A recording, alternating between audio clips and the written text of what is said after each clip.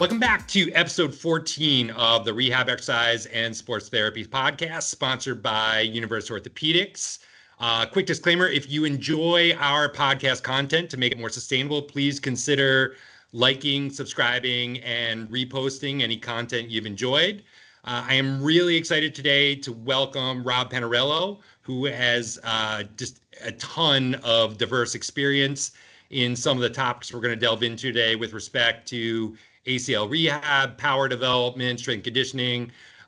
So Rob, if you could just give us a little bit of background on you and some of your history and experience in your role right now. Sure. I'm a physical therapist, athletic trainer, and strength and conditioning coach. Been doing all three for 40 plus years. I've been a physical therapist at a hospital for special surgery, where I got most of my training under people like Russ Warren, unfortunately, the recent passing of David Alchek, Answorth Allen, so many others, and a number of fellows that have gone out to the field like Brian Cole, T. Mormon, et cetera. So they've been very influential in my life with regards to surgical procedures and developing rehab. I've been a strength and conditioning coach, a head strength and conditioning coach in professional football, D1 college, and professional women's soccer. I co-founded a physical therapy company in 1,600 square feet in Queens, New York, which is now 257 facilities in 5 states with a 20,000 square foot performance center where we train athletes. We have high schools that we cover, colleges we cover. I've been a CEO, a chief medical officer, sit on business boards, have chaired boards, have vice chair boards. So through my 40 plus year career, as you say, I have a diverse background, whether in business, strength and conditioning, or rehabilitation. Awesome. Presently, I still consult and work with Professional Physical Therapy, which is the company I co-founded, and do some consulting with teams, et cetera. Yeah. So you're a slacker. You have nothing to offer us today, is what you're telling us. No, I am really looking for, because you are, having heard you speak before, you are kind of the guru when it comes to really in linking the science behind some of the strength conditioning principles into rehab, and especially that terminal phase of rehab where we get it, which I really want to focus on today, because I don't know what your opinion is, but I feel like, again, for therapists that don't treat a lot of ACLs, that are just following a protocol, I feel like the protocols are fine and very cookbook up to a certain point, but I feel like kind of the failings are when you get kind of beyond that 12, 16-week phase and it really gets into some of the terminal phases with power testing and training for that, because I feel like that's kind of an art into itself. And I don't know what your sense is, but having heard you talk before, I know you are excellent at kind of outlining how you do that and how to be successful with it. So sure. I just say this, though. Don't forget that first 12 to 16 weeks is preparing you to be able to what you want to do or able to do at the 12 to 16 week mark. So, I'm not saying you are, but I wouldn't make light of that period of time because, and I'm not saying you are, but just to realize that. Absolutely. Yeah. And so actually that's a pretty good segue into one of my first questions for you, Rob, because again, I didn't mean to minimize the importance of that, but we know that, a decent percentage of our post-op ACL, or I'll broaden it to post-op knee patients, have some type of arthrogenic inhibition, or, we know that restoring quad activation, quad strength is one of the significant challenges for us early on. So I was wondering if, you can talk about, I've heard some discussions before about ways to integrate some of that ability to kind of really get fast twitch type 2, really max kind of effort exercises into that early phase and really kind of setting the table for restoring rate of force development and power development. What are some of the basic premises you use in some of your early rehab stages in that 0 to 12 or 0 to 16 week phase that we talked about to try to restore that?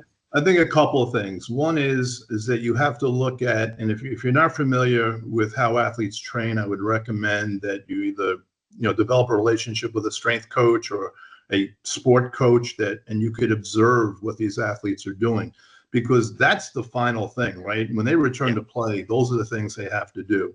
And so the other thing is by building relationships, you'll build referral sources, you'll build other contacts. So it's a good thing to do. The other thing is that as you go through the healing process, right? Reaction, regeneration, remodeling, as you get to that remodeling phase, to me, it's less about which graft you used on the ACL. It's less about if they have an LET, right, or anything like that. It's about, okay, healed is healed. Now we have to apply stresses to enhance performance, right? For sure. All right. And so I use something, and if you've heard me speak, probably ad nauseum, right? I use something called Vermeil's hierarchy of athletic development. Al Vermeil's a very good friend of mine, Hall of Fame strength and conditioning coach. So we adapted it to rehab and we published on it. Excuse me.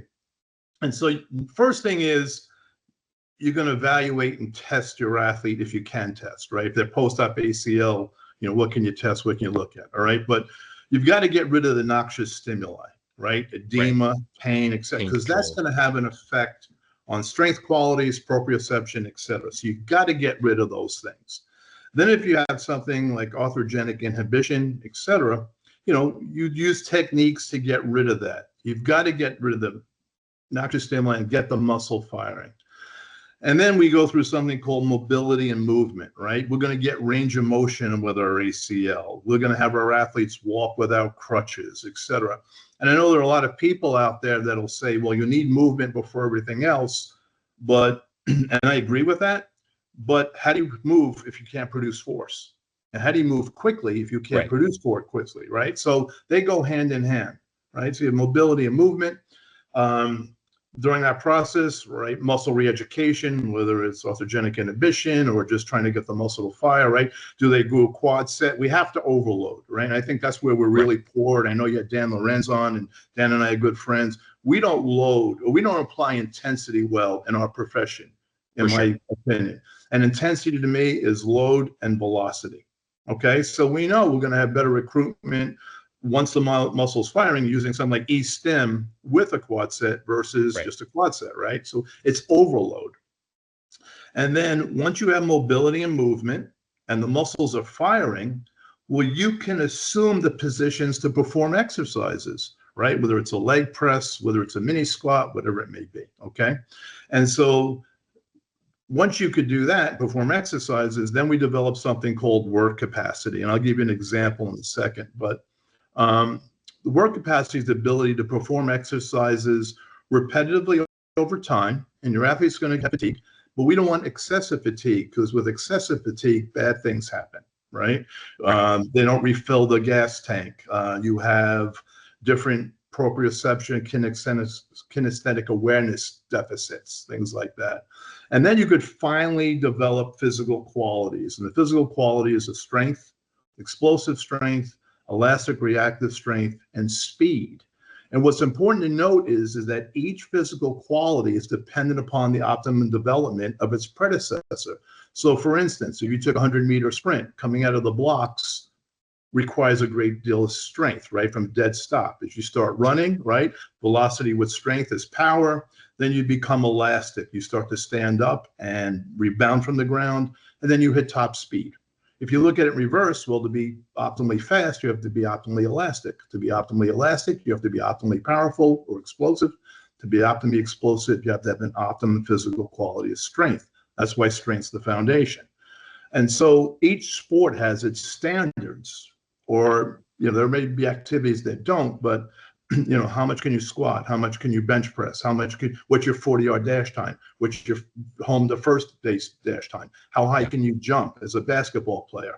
So there are various physical qualities that are necessary to be met to return to sport. It's not just about limb symmetry indexes or other aspects, right? It's kind of like your combine metrics. Right. Yeah, so that's how I look. That's how I look at it. So the initial phases are, we have to get people on their feet. Right. And I used to work the off seasons with the New York Giants with Coach Johnny Parker. And I've developed a good relationship with Coach Parcells, who's taught me a lot, especially in business, because head coaching is like being a head CEO. Sure. And he used to tell me, confidence is brought about by demonstrated ability, right? You can't wish for it. You can't buy it. You can't do anything else. you have to demonstrate the ability of succeeding in the task that is assigned to you. And I think that's very important with your athletes, right? Because you don't want to discourage them. You want them, especially early in the rehab process, to be successful so they buy into your program because they say, hey, I could do this, okay? Right. So it's not, so the other thing is by loading, especially early in the process, you may either reduce or help prevent kinesiophobia, other types of things, right? For sure. Okay. Yeah. So one way that I use to develop work capacity, you could use a short crank bike, you could use an upper body ergometer, right? Those types of things. We do something called Javoric complexes. And so we'll do things like, and you can look these up, we don't get into it because I know we have a limited amount of time, like a muscle clean into an overhead press, into a bent over row, into a straight leg RDL. Now, why do I want to do that? One, I'm teaching the components of the lifts we're going to use later on in rehab. Two, is I'm strengthening the body, right? And three, I'm doing this in a fully weight-bearing position, okay? And think of this. We know that there's something, we know the philosophy or the documented science of cross-training, right? If we have a left ACL and we train the right leg, then the left leg is going to get stronger. Neurologically, you're going to get that crossover. Right. So what happens if we train the whole body? Wouldn't the legs still get stronger? So we get people on their feet. We give them a task at hand they could be successful at. And when they focus on the task at hand, they're less apt to focus on the ACL extremity and they'll load it while we're developing work capacity. And then we could look at how do you want to build strength? Do you want to stay with straight leg raises? We do knee extensions early on with lighter loads. You start to leg press, you maybe squat, whatever it is you want, deadlift, whatever it is you want to do, you're preparing the athlete and then you go through the process of explosive strength, elastic reactive strength, and which is plyos, right? And speed. So I'm not sure if I answered the question, but I gave you a ramble I think, on that. I've seen, the reason I asked is because I've seen, again, and talked with a few people now who are integrating things like isometric mid-thigh pull and that kind of thing much earlier in the rehab. I mean, I think we traditionally think of like isometric mid-thigh pull as like a testing thing you would do, towards the later stages. But I've seen people integrating it now, as early as like 4 to 6 weeks with a lot of these athletes. I said just to incorporate, to kind of get more of that max effort stuff in an effort to kind of foster more of that quad activation, and like I said, fast twitch kind of stuff. And I wanted to kind of get your thoughts about that. Sure. But you answered it, with the Javoric complexes as far as like ways you're really kind of retraining that athlete so that things don't just continue to waste away, and you're battling some of that loss of quad function, that kind of thing. Right, and essentially, like I said, not only you full weight bearing, but if you slightly externally rotate your feet, you're in screw home, which is a protective mechanism, right? And so you're protecting that ACL. So you could start doing these things very early. You talk about isometric mid-thigh pulls. What I like to do, and we have an old-time power rack, but if you could develop some type of apparatus in your clinic, if you have it, excuse me. I have a pin that the bar rests at, and I have a pin above the bar where I want to perform the isometric mid-thigh pull. For sure. And I load the barbell with weight because I don't have force plates, right? So how do I know I have, what kind of effort do I have? Well, I know I have an effort as you displace the bar from the lower pin and it's stopped at the upper pin, right? As it moves up a few inches. So I know you're at least eliciting more force than the weight of the barbell. All right. So that's a simple way, if you don't have force plates, whatever, that you could at least say, okay, I know how much force, I know they're exceeding this much, they're producing this much force to exceed this much weight. And then we go into things like, mid-thigh clean pulls. We know with the knee, right? We're going to vertical displacement of the body has a greater contribution of the knee musculature than you get more quad activation than horizontal, right? Except for the landing, right? So, and you could do, and they're very easy things. And we're not talking about 400 pounds here. People get freaked out. Well, how can you lift weights? You can have so much weight on the bar. No, you're not, And the other thing you could look at is I'm a very simple guy. If someone can get in and out of a chair fairly easily, and we can eliminate that weight shift, then why can't they start squatting? And maybe they start squatting with body weight, right? And Right. then you have to determine, are we going to go from the bottom up? Or are we going to go from the top down? Meaning, are we going to trap bar deadlift? Are we going to deadlift? Right. Or are we going to put a barbell on their shoulders or use a safety squat bar or, leg press, whatever it may be. But they can get in out of a chair. Why can't they start squatting? And again, we have to develop strength, whether it's, straight leg raise with EMS and, BFR, whatever it is, because that's the foundation before you can start to produce force quickly. You have to start producing force, at all, right? So. Right. For sure. Yeah. So tell me, you alluded to it a little bit already. That the fact that physical therapists, I think, unfortunately, notoriously probably underload people. And, we admittedly, like, we are just not as well, unless you've done time, with strength conditioning professionals, are just not as good from a programming standpoint, right? And that understanding of how to progress it and that kind of thing. So one of the things I wanted to try to find out from you for our kind of general audience that, again, may have some of those same shortcomings is, how do you determine when to kind of make that determination from hypertrophy stages following an ACL, where you're more focused on that strength building, right, to when to transition to power development blocks and those kind of stages from a programming standpoint?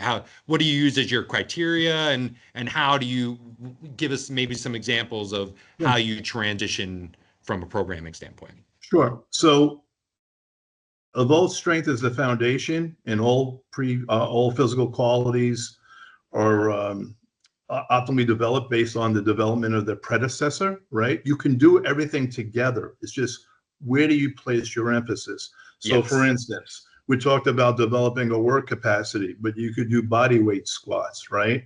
You could start doing what's called mock drills. You're not running, right? But if you look up, I just stay with the A series. You can start doing A marches. So to start to develop running form, right? You could start to overlap things. It's just, where are you placing your emphasis? I personally don't work hypertrophy phase. I get right into strength, and I'll tell you why. Okay. When you look at hypertrophies, traditionally, maybe people will say, we'll do 3 sets of 10, they're warm, right? Sure. Okay.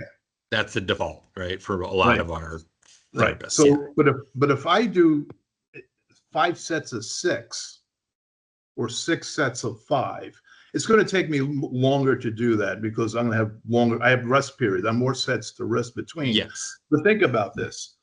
And again, if you look at the formulas, so if you look at force times distance, right? We're going to develop strength. Well, if I squat 2 feet descent and ascent 2 feet, right? And I have 100 pounds on the bar, then 100 times 4 feet is X, right? Right. Okay. The amount of work you're doing, right? Yeah. The amount of work you're doing, right? If you do 3 sets of 10, that's 30 reps. If I do 6 sets of 5, that's 30 reps. But with my 6 sets of 5, instead of 100 pounds, I might have 120 or 125 pounds. So from my 30 reps of performance, I have a 20 to 25% better quality of work. Right. And if 30 reps are going to give me hypertrophy, why aren't 30 reps in the other scenario also going to give me hypertrophy? So, but I'm building more strength, and I'm building strength earlier because I'm loading more earlier. And you just monitor like any other exercise. How do you feel between sets? What I'm really concerned with is not only how they feel during the rehab session, how'd you feel that night, and especially the next morning, right? How'd you feel? And then I'm a little bit more conservative in the beginning, because I don't want to lose my patient. Like, oh my God, this guy hurt me, right? So, and then once we set a foundation, and then we can progress from there. But that's an example of how you could still do your 30 repetitions of leg presses, squats, whatever. But initially, you're starting off with a little bit more weight, as long as the patient can tolerate those loads, right? Yeah. Again, you can't be spoon-fed. We have science, we have art. That's the art of what we do. For sure. So, and then we can start to look into, okay, Olympic lifts, their variants, or jump up to a box, right? Because jumping is an explosive activity, But if the landing height is higher, we have less impact. And then lower the box until you're jumping in place. And then progressing jumps in place to multiple hops and jumps to bounding to depth jumps, drop, whatever you think you need to do. And, if you have the time to do it, that's the other factor, because payers cut us off so early. Right. So with regards We'll to payer, I'd say focus on strength. And if you can get to some power, you're going to be lucky. But if you're in a team environment, you've got all the time you need. For sure. Yeah. Yeah. I mean, unfortunately, we're seeing it more and more, right? Where we've got ACLs, where some insurers that, once they are quote unquote functional and can do stairs and walk without any real difficulty, they're cut off, unfortunately, which, so here's my point. Aren't stairs a single leg squat? If you have a left ACL and they're getting into their car to drive, isn't that a single leg squat? Okay, so we could start single leg squatting because they do those things comfortably. What are we going to limit? Maybe we limit depth. Maybe we limit load. We limit volume. You just have to look at it in that way, so to speak. It's not. There are no absolutes, so to speak. Yeah. So you mentioned it, right? As far as starting, with a strength focus earlier, I assume it sounds like you're starting with in that like 6 to 8 rep range. Yep. No, 5 to 6 reps usually. Now, if I have a basketball player, maybe this is just out of habit. If I have a basketball player that's 6'10", 185 pounds, I might do sets of 10, just from the theory of hypertrophy, right? But I usually try to start, if I can, at sets of 5 or 6. Yep. Okay.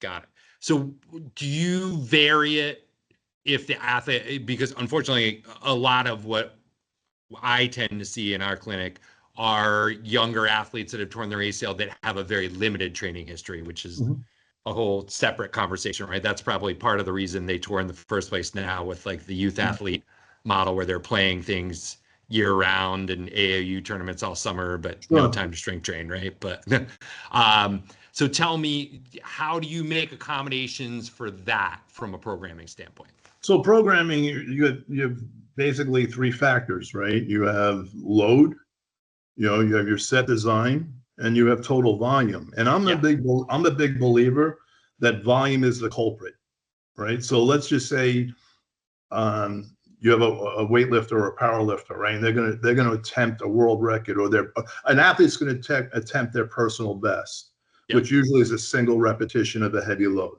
right? Sure. They usually don't hurt themselves. When do they hurt themselves? They start to get, my back hurts, I got patella tendonitis, or quad, right? Down the line, they weren't prepared for the amount of volume that has been prescribed to them, right? And so, we talk about 30 reps. There's nothing wrong with saying, okay, I want you to do 3 sets of 5 and I'll see how you feel like tomorrow. Doesn't have to be 30, right? Again, I would advise anyone, if you're going to start to load people, the patient has to be mentally comfortable with the load you're applying, which is why I'm saying give them things that they have demonstrated ability of success to ensure confidence. So you can get to that point. And then 2, it doesn't have to be 30. It could be 3 sets of 5, 2 sets of 10, pick your poison, so to speak, and then you build from there, Yeah. So when you do, again, if you kind of tweak the reps and set scheme, right? If you're doing, you mentioned 5 sets of 6, right? Do you accommodate that with a larger rest time between sets for them also, just to kind of get a sense of how you're titrating it? I shouldn't have to, because I developed the work capacity before I integrated that. So they should be able to recover, right? Okay. If they can't recover, then I have to give them a longer period of time to rest. Okay. Yeah. Or my program's off a little bit. Maybe the load was too heavy, or maybe I should have stopped them at 4 sets of 5 because on their 6th set they really struggled, etc. And I know there's various things like, I just went blank on it. People can give you feedback how many reps left in the tank. Yeah, like RP and that. RP and But I generally here's how I look at it. 100 pounds is 100 pounds. 10 pounds is 10. It's 10 pounds today. It's 10 pounds tomorrow. You don't change 10 pounds. When you go on the field to play, if it's either 75 and sunny, 100 and humid, or 50 torrential rains. Yeah. You're playing, you're not controlling these things, right?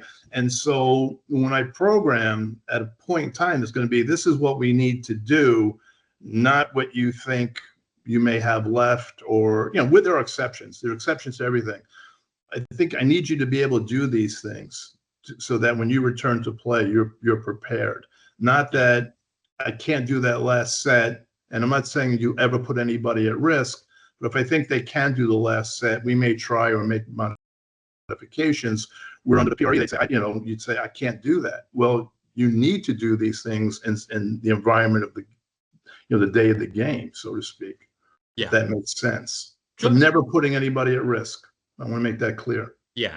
So tell me that, could you mention kind of using the soreness to kind of adjust the programming? What do you view, or what are your criteria for like acceptable soreness? How long should it last?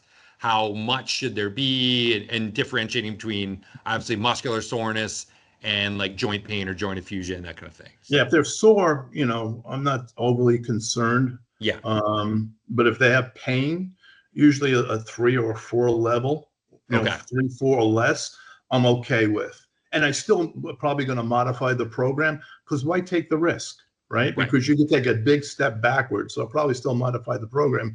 And as I'm saying that, you're always modifying the program. You're watching what's going on. But probably that 3 or 4 and less in pain. Soreness, I'm not overly concerned with soreness. Everybody's going to be sore as they go through a warm-up. Sometimes they feel a lot better.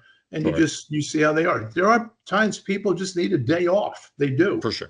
And you look at them, you say, hey, okay, I'm not gonna pound your head against a cement wall, right? You just don't have it today. Go home and we'll try it again tomorrow. So, on one end, these are the things they need to do. On the other end, you have to be smart about it as well. Yeah. Does the duration of that soreness matter to you? Like how long it lasts? Or again, it's just like if it fades with a dynamic warm up and they feel ready to go, then you're comfortable. No, what I have found is, and I spent in '86, I went to the Soviet Union in East Germany, worked with a lot of national teams, including their national weightlifting teams. Yeah. Excuse me, I'm just getting over a cough. In '87, I went to Bulgaria and worked with their national weightlifting team. And, just looking at how, they did things, because they were the best in the world, at the time, and probably still are. Powerlifting, so yeah. Generally when you work out, if you do something easy the next day, or you do some type of activity, you probably, if you work hard on Monday and do something on Tuesday, you'll be less sore on Wednesday than if you did nothing at all on Tuesday. So again, it's just a matter of keeping them going, keeping them fluid. And, if the soreness doesn't go away, then either modify the program so that it doesn't place them at risk, or say, okay, listen, we're not going to go today. But generally not going a day is very rare. That would be pain, not soreness. Right. Okay. So tell me, Rob, like as we once you feel like you've kind of developed that sufficient training capacity and work capacity, as you transition into plyos, I feel like, again, this is an area where, we kind of say like, okay, you're ready for plyos, but in terms of knowing how much volume as you integrate some of that stretch shortening stuff, especially because it is, more demand on the tissue, how do you determine kind of what the metric volume is for that athlete, and then how do you kind of determine your rate of progression with that? All right. So I think to start plyos, you could do one of two things, right? You could begin low-level plyos and have low stress, okay, or with the exercise, or I would say they should be able to squat at least their body weight, or leg press, or whatever, at least their body weight, because you've got to develop muscle and tendon stiffness, right, for an effective stretch shortening cycle. And a true plyo is rebounding from the ground, right, or pitching, a stretch shortening cycle.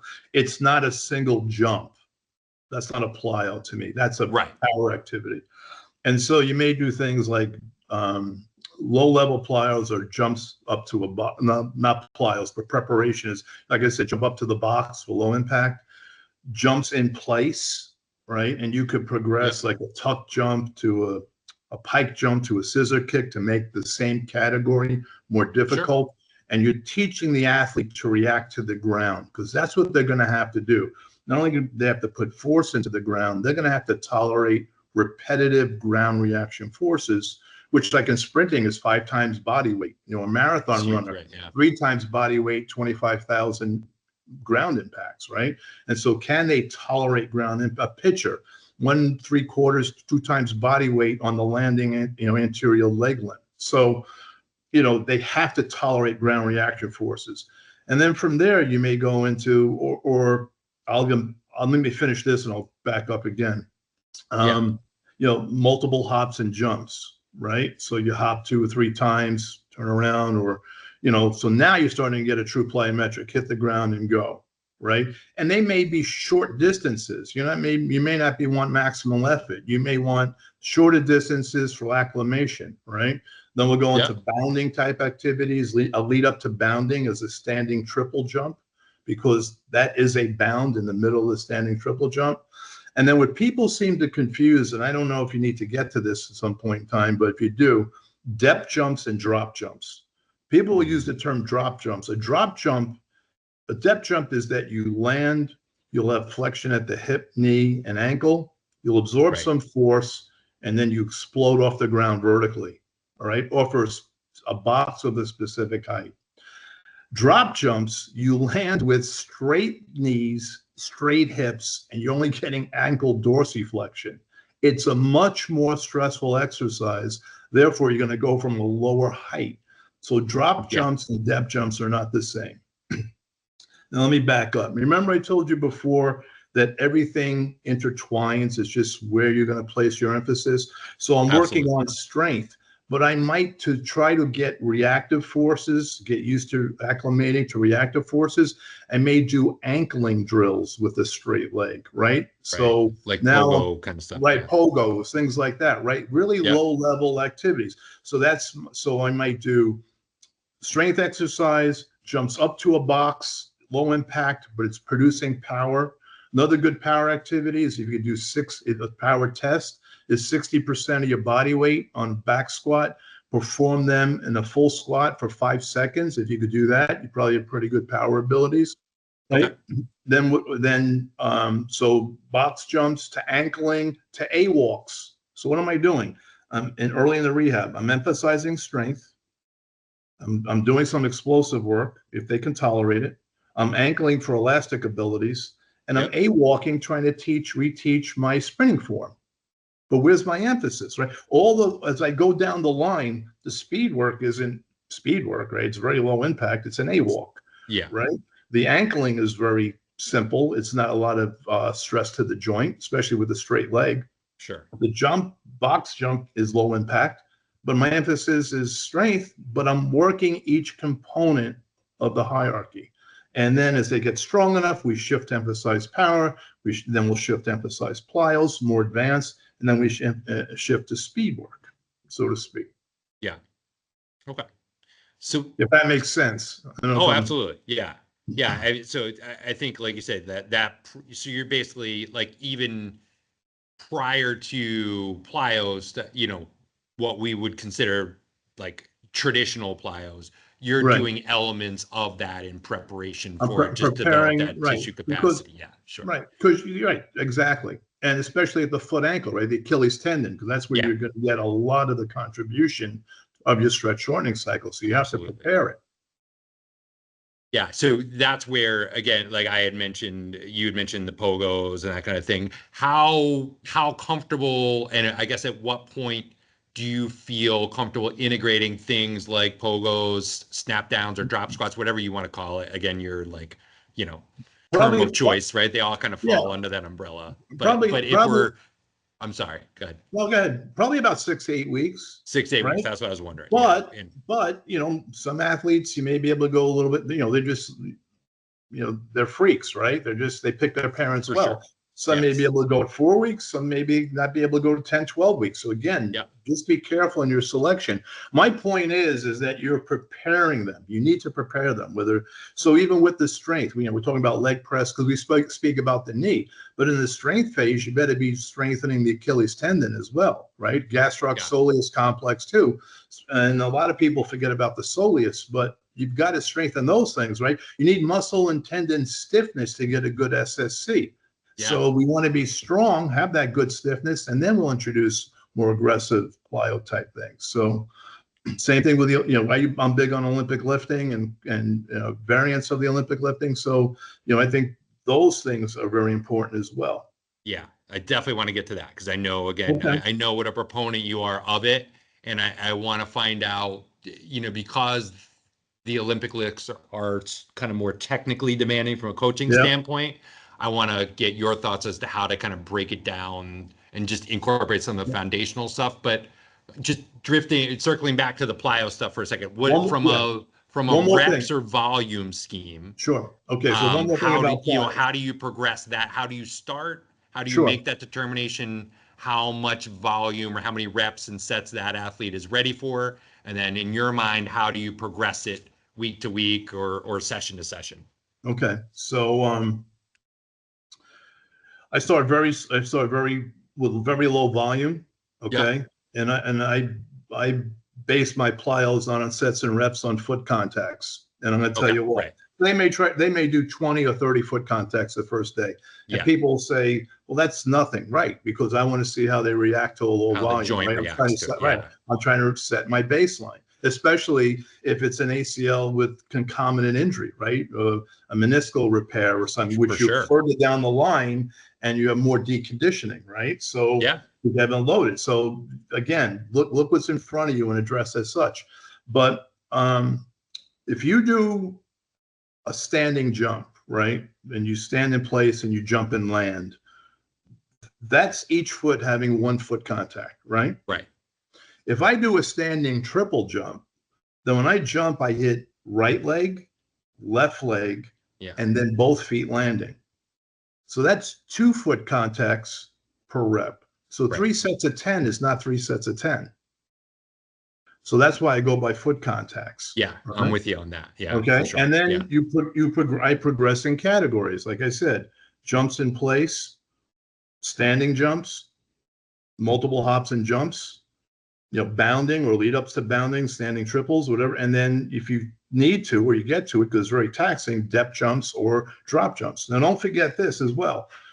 Sprinting is the purest of all plyometric activities. For sure. So once your athlete starts sprinting, I don't know if you need to do as many reps in plyometrics, okay? Because you prepare them, right, as part of the elastic component of the hierarchy to prepare to sprint. The other thing is look at your athletes. So when I was the head strength and conditioning coach at St. John's University in New York for 10 years, and it was the heyday of the Big East when I was their strength coach. Yeah. We never did plyos with our basketball players because they're doing plyos every day. All day long, right? Every practice. So So if I had and I said not with an ACL, I'm just saying someone has a slight hamstring strain or someone has a grade 1 ankle sprain and we determined, okay, they could practice. They're doing plyos all day long. So you have to look at the environment that you're in, especially in the off season, because back then our guys used to play in New York City on asphalt basketball courts. Yeah, less forgiving. Less forgiving. Sure. So they'd come in and say, man, their knees or their ankles may have been sore as it was, and now I'm going to keep jumping them. So, you just have to, again, look at what's presented in front of you and act accordingly. But low volumes, foot contacts, not sets and reps. And then I go through the progression of the plyos, by category. And I have a choice of 1 or 2 things. I could increase the stresses by advancing the exercise of a particular category. Like I said, jumps in place, not really a pure plyo, but teaching people to tolerate ground reaction forces. Tuck jump, pike jump, scissors jump, okay? And if you think of that, right? Tuck jump, pike jump, scissors jump, that's not a bad plyometric progression for a punter, right? Okay, so what's in front, right? And then go through the categories. So either progress through the categories, getting feedback, what do you feel like? A lot of this, like I said, is art. I mean, the science tells us it's valid in what we're doing. The art is, what am I going to do? How much am I going to do? How much of a load? How much of velocity? How often? That's the art. So, yes. Yeah, I think that's what I was alluding to is, right. is kind of, kind of making that determination, how much they're ready for. And also, while we're on the subject, kind of picking your brain, we alluded to it already, kind of, more vertically force directed activities are going to produce more quad activation, right? Which traditionally tends to be one of the biggest impairments or deficits we see, right? So do you have a preferential bias towards more vertical stuff versus horizontal stuff early on? Yes. How do you kind of make that determination how much you're going to do in each plane, I guess is my question. So another concept or another thing I look at is that most athletic endeavors take 200 milliseconds or less. Some people tell you 250 milliseconds or less, right? Yeah. So that's what's important about impulse and rate of force development. Yep. Because for a muscle to give you maximum force, it's probably around 500 milliseconds. We don't have 500 milliseconds. Right. So we have to develop a good strength base and then get that impulse rate of force development so we can produce maximum force, which may not be 100% of the muscle's capacity, but maximum force in the period of time we have for athletic endeavors, if that makes sense. So even your plyos, like your beginning plyos, jumps in place, standing jump, they are introductory, but they take more than 250, 200 milliseconds, right? As you go through the progression, you're going to get to activities that take less than 200 milliseconds, okay? All right, so that said, so I like to use the Olympic lifts for a couple of reasons in preparation for plyos or to advance plyos. One is that in most athletic endeavors, think of a soccer player or a lacrosse player, or a wide receiver, going into motion or something, running. Yeah. A lot of athletic endeavors, first of all, they all start and end on 2 feet by the majority of them, right? Okay. Maybe you have single leg between because you're running and stuff, but they most start and end on 2 feet. For sure. The second thing is most of them have a preparatory movement prior to their explosive movement, jogging into a sprint, right? Or whatever it may be. Okay. So if you can teach your athletes, not everybody can do this. If you can teach your athletes to Olympic lift from the floor, that first pull is a strength component. It's bringing the bar to the knee, right? It's a slow movement, but it is a movement, right? It's a preparatory movement involving strength. Then once we get to the knee, to the second pull, we explode, all right? And more that concentric. Right? Now the bar is going to have to reach. Now the difference between an Olympic lift and a squat jump using a trap bar or a squat jump with a bar on your back is that we know with exercise we need intent, right? Right. But with the Olympic lift, we also are incentivized because that bar has to reach a certain height to catch it. Where there is no prerequisite requirement of a bar height with a squat jump or a trap bar. With a trap bar, right? Yeah. So now, so as that bar reaches that height and we drop underneath the bar to catch it, we're eccentrically using the muscles, okay? Yep. We're bracing the body before contact like we do in sport. And then we have to break abruptly to make the catch, right? And if you think about eccentrics, like people say, heavy load on the bar, lower the bar slowly. Yes, that'll build eccentric strength. But on the force velocity curve, eccentric strength or great muscle tension eccentrically is based on velocity, landing from a jump, deceleration phase in pitching, right? So I'm dropping quickly under the bar, then I'm breaking abruptly, and I make the catch and I stand up. And so, I have a preparatory movement, an explosive movement, an eccentric movement, and abrupt breaking, okay? That is all what happens with plyos or jumps. Right. And so that's why I think the Olympic lifts are very important. And the Olympic lifts, they just mimic a counter movement jump. It's the same thing, right? When you get to the late phases, you have relaxation, the body drops, an abrupt breaking, and a reversal of movement.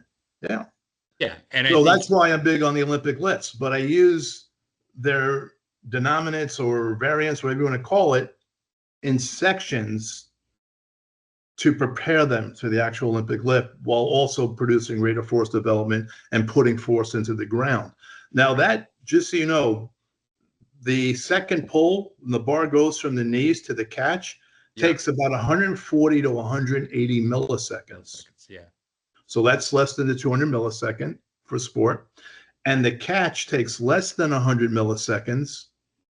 And its braking is around 3 times barbell weight, right? So 3 times barbell weight is probably going to be more than your body weight. So again, we say sprinting is 5 times body weight. So the barbell weight is probably not 5 times body weight, but at least we're preparing you for when you start running and sprinting for the 5 time body weight. It's not going from 0 to 5 times. So these are some of the reasons why I like the Olympic lifts. Why you incorporate, yeah. And I think the other benefit is, so many of our non-contact ACL injuries are happening in that deceleration phase, right? Somebody goes to change direction or decelerate, landing from jump, or some kind of like unexpected perturbation where they're reacting, right? And have that quick, sudden, unanticipated movement. If you can do something to kind of get them more stable and tolerate that braking force better, it's only going to help you, right? So tell me, for those athletes, you mentioned kind of some of the components of the Olympic lifting that you like to incorporate. Especially, I want to find out for you, we alluded to some of it already, these athletes that may have a limited training history.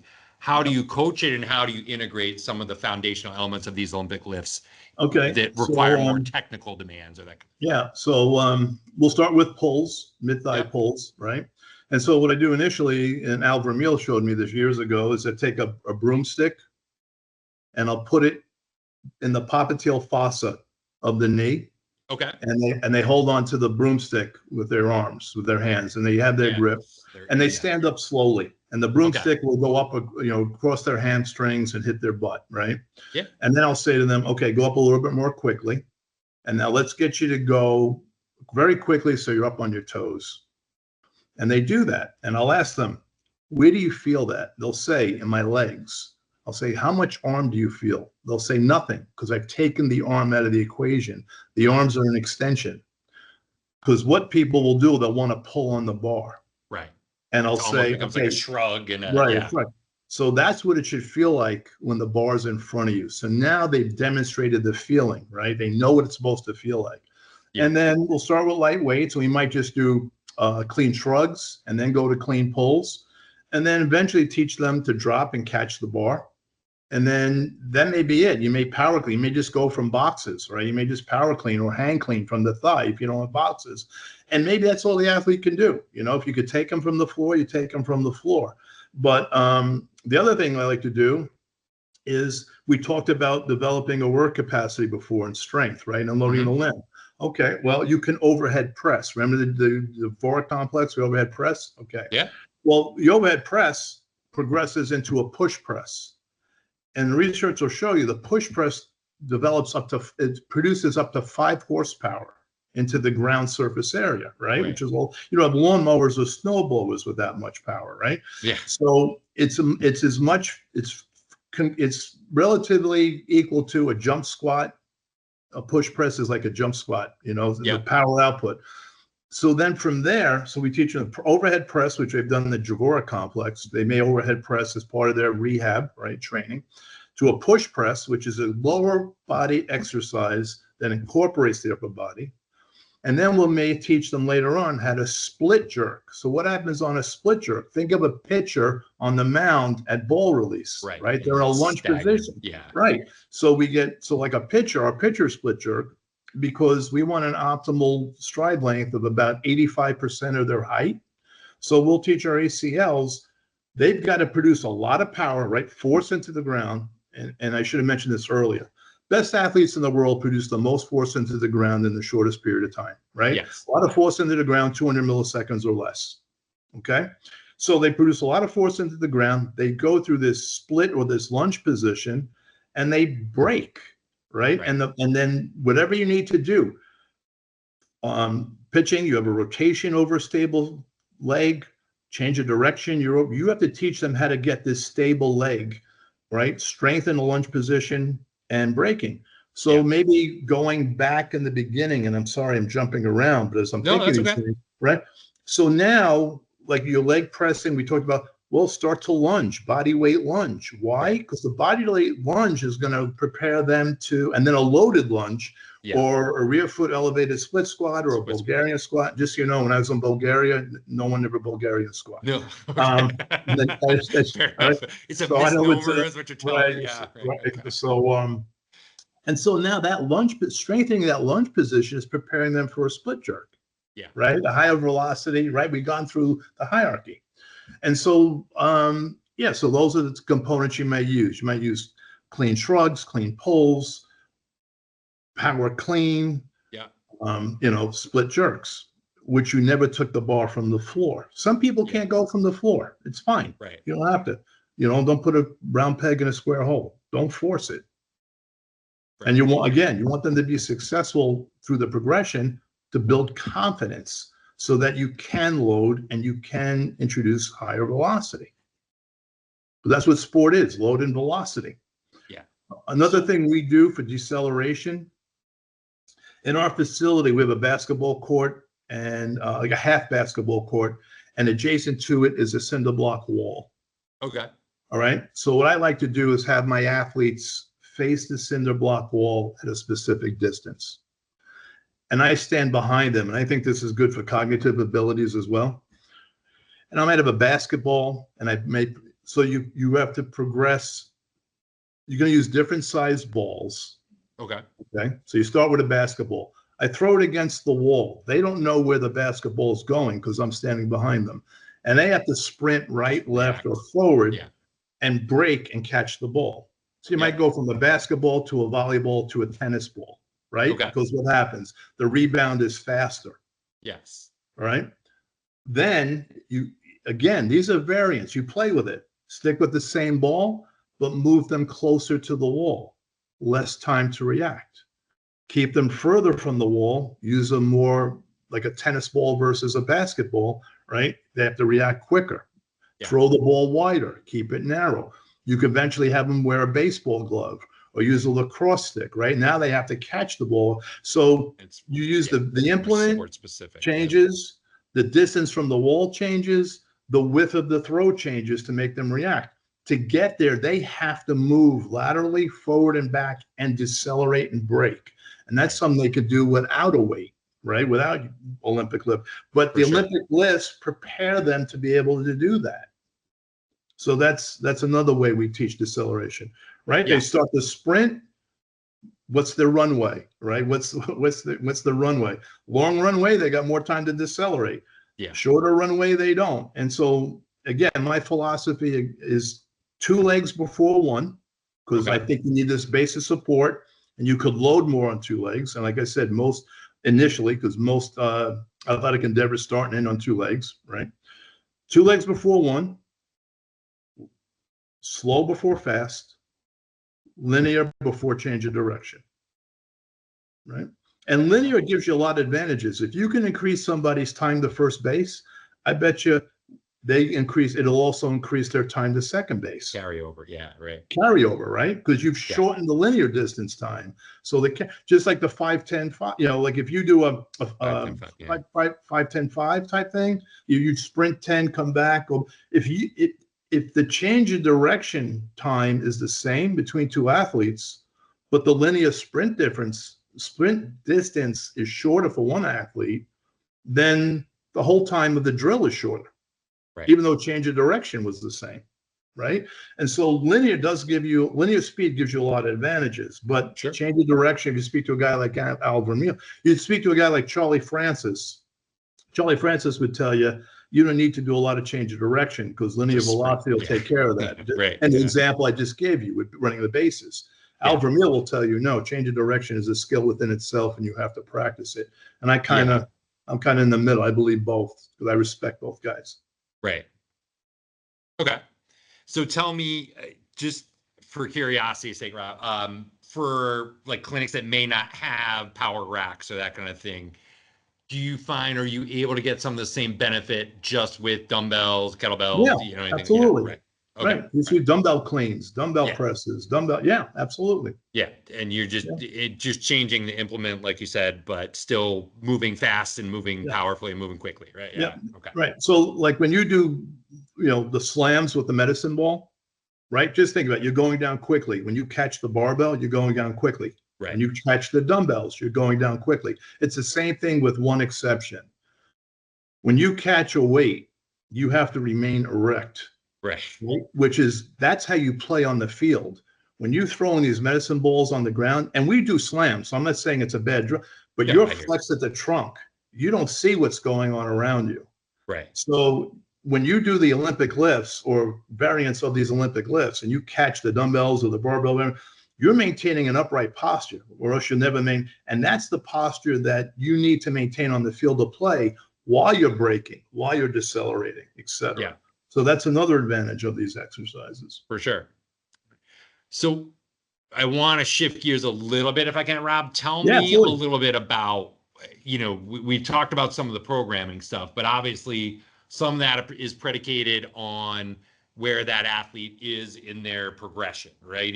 Obviously some are going to regain, strength or power faster than others just because of kind of genetic predisposition or biology.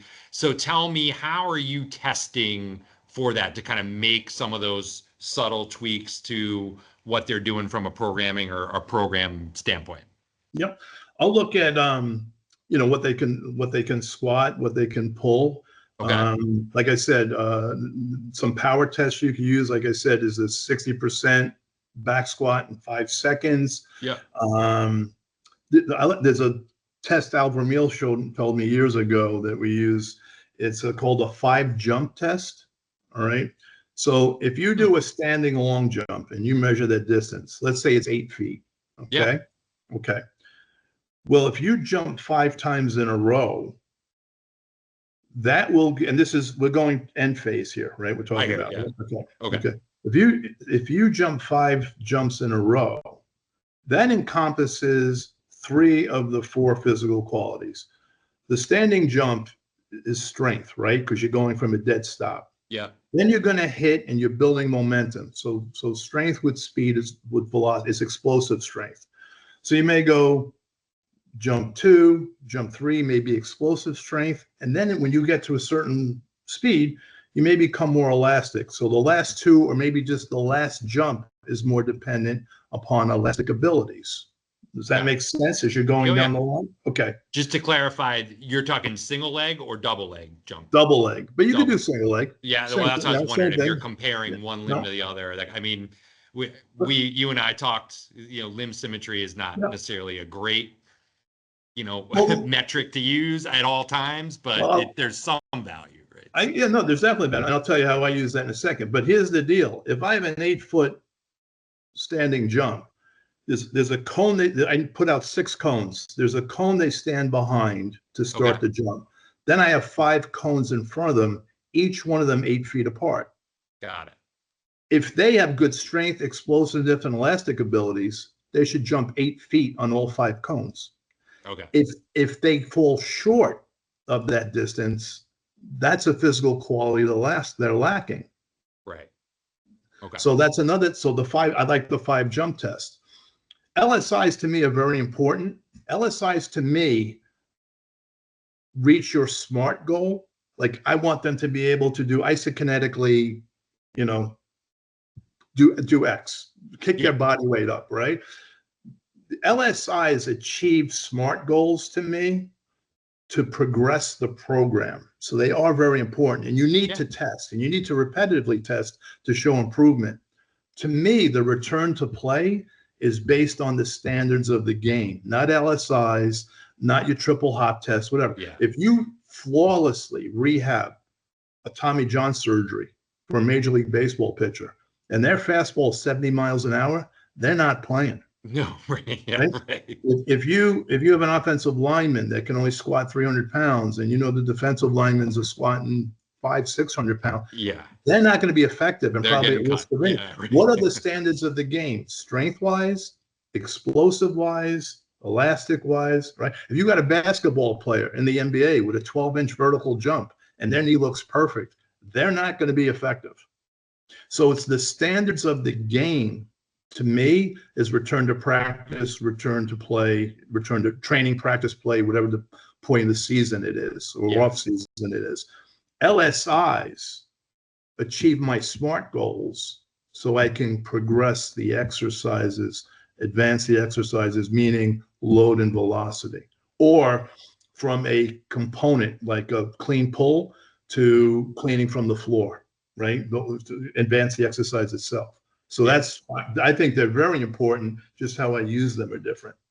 Okay, fair enough. So on a similar note, right, from a testing standpoint, you and I had a little bit of a conversation a little bit off air about force plates. And, again, your average PT clinic is probably not using them at this point because it's cost prohibitive. But I feel like we'd be remiss if we didn't at least discuss it because, the availability and cost continues to improve, right? And they do offer some valuable information. So for those people that are, planning to maybe integrate them or curious about ways to use it and the value they might get from it, tell us, like, from the force plate data, what do you value most? Like, what are you most interested in if you're extracting information in terms of where that athlete is at and what they need to work on or what you need to program? Sure. Well, we'll start. It's going to be a counter movement jump, probably, right? Okay. So can they relax enough to assume the depth they need to assume for an effective counter movement jump? Can they break effectively, right? What's their reversal of movement? Power output, peak power output. What is the asymmetry with regards to the braking forces as well as the propulsion forces? So I look at things like that. The other thing is this, and asymmetry has never, to my knowledge, has never been, and I don't know about you, if you refute this, I respect your opinion, has never been shown to really be prohibitive to athletic performance. I think asymmetry is what gives athletes the ability to perform at the level they do, right? A kicker in the NFL is reinforcing their asymmetry with every kick. A pitcher in Major League Baseball is reinforcing their asymmetry with every pitch. So the art is what asymmetry is prohibitive and what asymmetry is enhancing their performance. And that, whether you want to look at percent differences that's the talent of the clinician. And so I look at, like I said, I want to look at relaxation, I want to look at braking, and I want to look at propulsion. Peak forces, mean forces, their ability, right? Because maybe I'm measuring something on a force plate to determine when I can have them start Olympic lifting, because it's the same thing, right? The distribution of force, can they break? How do they look? Those types of things. So I'm not telling you I'm a force plate expert, but those are the types of things I look at. Yeah, I mean, the force plates could be a whole separate podcast and conversation. So I didn't want to touch on it too much, but I felt like, again, as it becomes more in vogue and part of, our rehab formula here, I felt like it was at least important to kind of discuss a bit here. And to be totally transparent, I've told you this too. When I was in the NFL, essentially, I ran multiple departments. And so my sports science guys, I would speak to them about what we thought was important, how to measure it. So they would do the testing and they'd give me the data with regards to what I thought was important. But as a force plate clinician, I have very limited experiences. I did not do the testing. I observed, I watched the trials and stuff, but I let my sports scientists do their job, so to speak. Absolutely. Yeah. Just like my trainers did their job, my strength coaches did their job, etc. So because, Rob, you've got such vast experience in this arena, I wanted to find out your thoughts, because you've seen kind of the evolution of some of our kind of standard of care from an ACL and knee standpoint. So what do you feel like is kind of the most commonly missed element in ACL rehab, or where do a big percentage of our shortcomings occur? Loading. I really believe that, loading. And what I mean by the application of intensity, meaning higher stresses and higher velocities. And so, our athletes have to adapt to unaccustomed stresses and a concept that's easy to understand, but it's hard to trust. If it's appropriate and safely applicable, to apply 90 to 95% of someone's ability is safe, because 90 to 95% is still submaximal. Right. What's dangerous? The application too much, too often, etc. Right? And that's when I talked to you about volume again. Right. So my point. So we had an offensive lineman with the Panthers. With an ACL, probably the soonest you can return them is 9 months, right? And the longer you wait, the better off you are. But we're in season. We're not doing well. We need this guy. He's a starter. He returns at 9 months starting. But at 5 months post-op, we had to limit his depth due to meniscal pathology. Okay. Yeah. Okay. Yeah. All right. So we had to box squat him, which I'm not against box squats, but I don't use them a lot. Sure. Because I don't want them to relax on the box. Got it. So we had to use a box squat to keep them just above parallel, so that they had that stimulus, and they went deep enough. Yeah. At 5 months, time under tension, and okay. Yeah. At 5 months post-op, he squatted 505 easily, and mid-thigh clean or hang clean 315. So now we know we have 4 months left, and he's up around 6, and he's up about 400, right? So now he's ready to play, and he's confident that he's ready to play.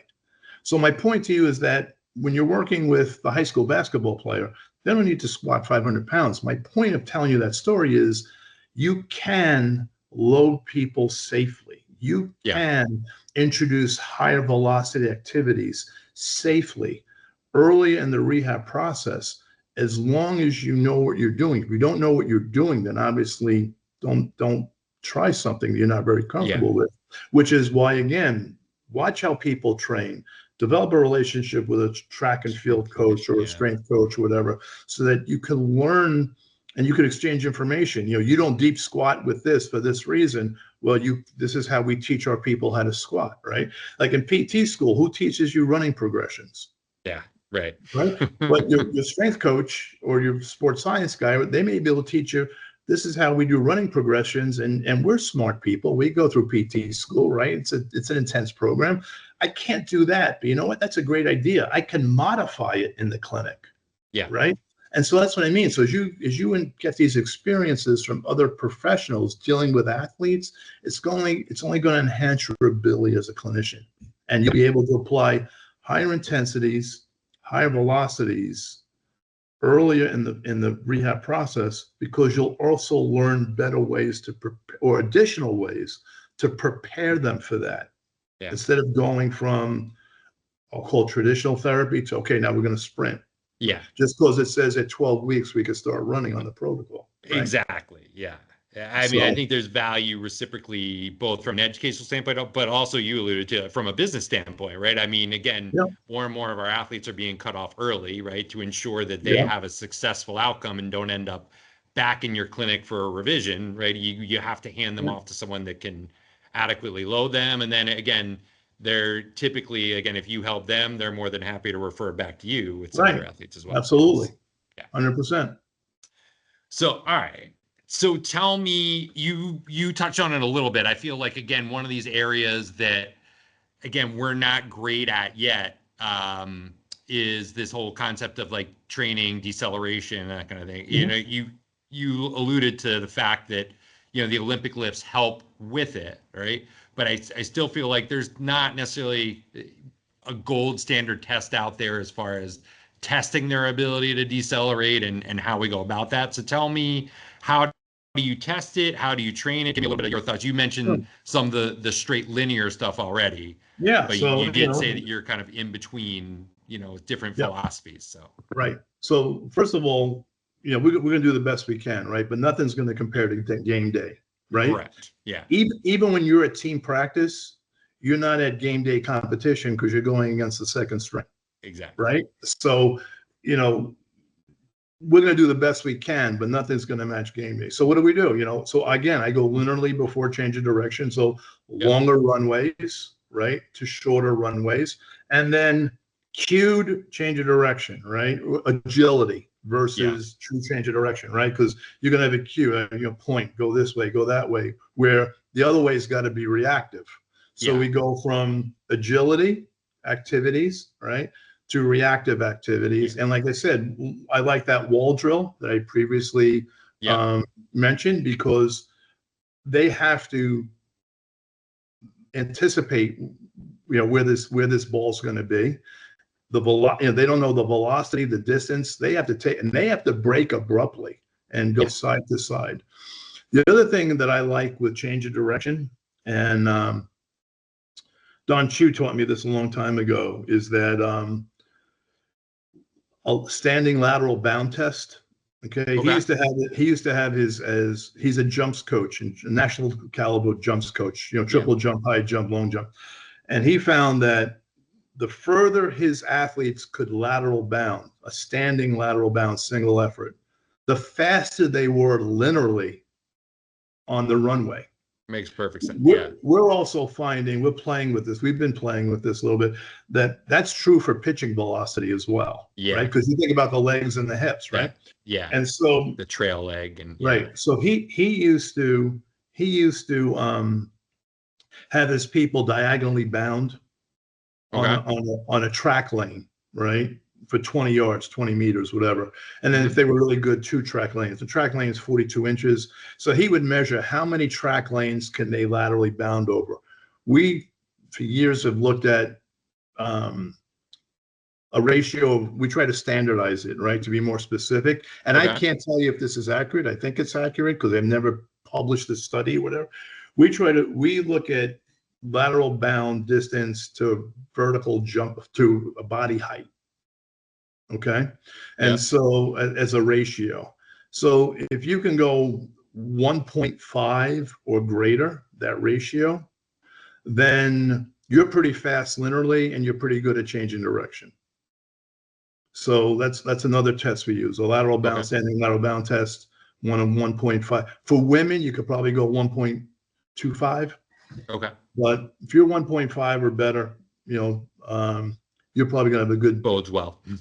Bodes well, yeah. But again, I think it's a progression, right? Linear, change in direction, or you want to call it agility, because they're cued. They know which way. They know they're going to finally change a direction. Reactive. You know, and longer runways to shorter runways. Shorter distances to do that. It's interesting to me. Like I see some therapists that just roll out the ladder and say that they're doing agility. I was like, I don't know how much carryover that has into your good warm up. Exactly. Right. Yeah. And again, you know, Dan, I'm not being real specific with you because I hate being specific, because they'll say your guy should be able to break, you know, at 5 yards after a 15-yard sprint. You know, that. But someone tries to do that and they tear their ACL. You know what I mean? You have to go through a progression, and everybody's different, right? Every athlete's different, exactly. Right? Everybody has a different elastic ability. Everybody's a different strength level prior to injury, right? Everybody's has a different speed, you know, et cetera. They pick their parents well, and some athletes didn't. And here's a test nobody speaks about, Dan. We go through this whole thing. The rehab's perfect. Everything else, we've done our job. Can they play? And no one talks about that, right? Some people just are not good athletes.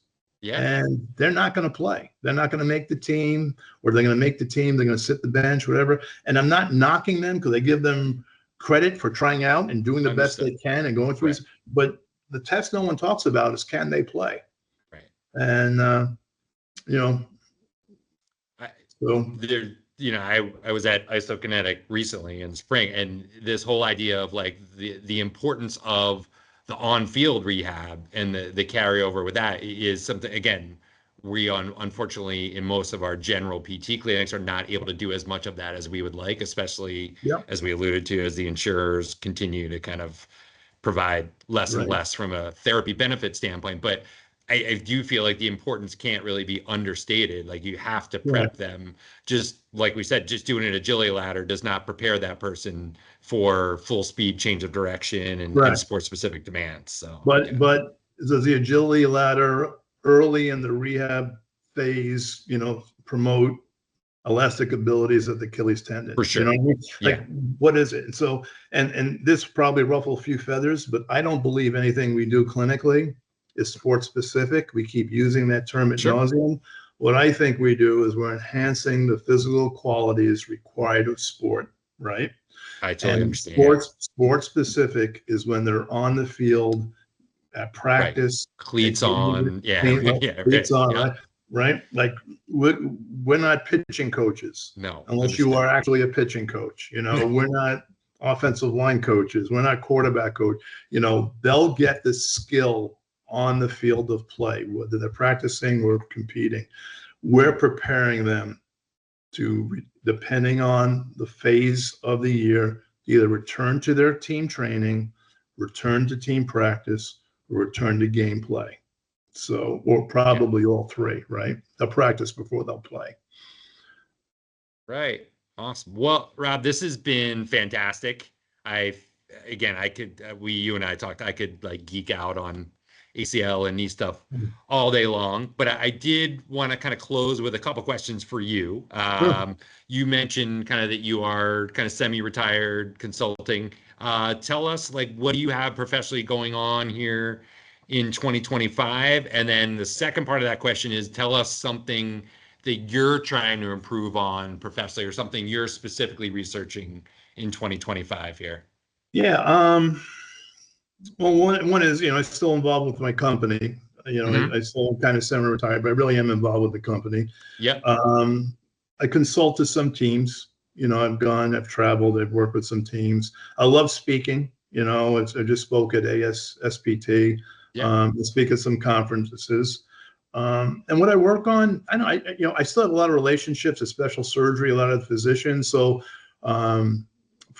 I just like speaking to these guys, maybe spending time with them if I can, and or when I can, and it'll evolve. I just want to keep learning to get better. Whether it's a strength coach that's doing something different. I still know people in the NFL, therapists that are doing things different. Good friends with people like Kevin Wilk and others.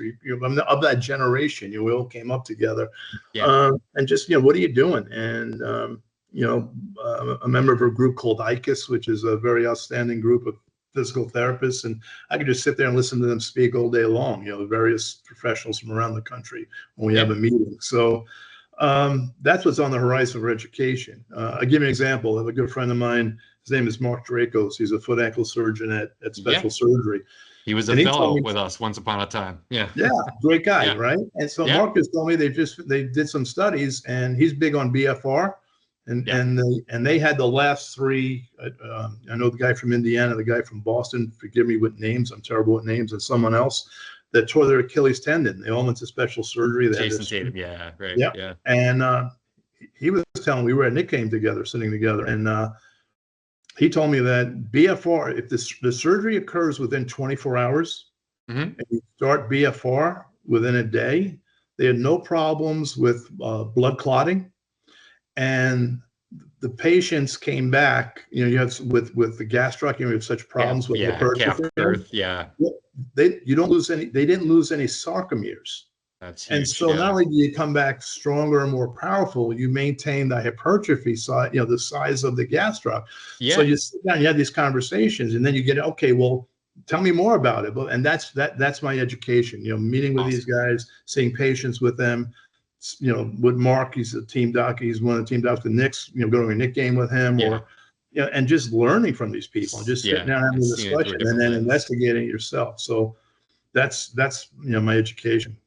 But you can never, as you know, we all don't know more than we do know. So just keep moving away. Yeah, lifelong learning, right? Yeah. So tell us, Rob, tell us one thing that we wouldn't find on your LinkedIn bio or your website, or something that's like a personal interest or hobby, just like a personal aside. I like to cook. I like wine, and occasionally I like a good cigar. Sit out on a porch. I like bourbon. those types of things. So maybe sit down on the back porch with a glass of bourbon and a good cigar on a nice summer night. Do we have a bourbon of choice? Is there a favorite? Blanton's probably. Okay. Nice. But there's a number of them. But cooking, wine, bourbon, relaxing. And any specific cooking, Italian, Mediterranean? Italian. Come on, Panariello, what do you think it's going to be? Come on. With the last name, I could have guessed that, right? Yeah. There's got to be a lot of vowels in the recipe. Awesome. All right. Well, Rob, I can't thank you enough again for your time and for sharing, for dropping all the knowledge. I can't thank you enough for having me. I really appreciate it. I hope I provided some information that's going to be useful for people in the clinic. And without question. Yeah. All right. Well, listen, enjoy your day. Enjoy the rest of your summer. And like I said, thanks again for having me. I really appreciate it. You too. All right. Thanks, Rob. Have a great one. Take care.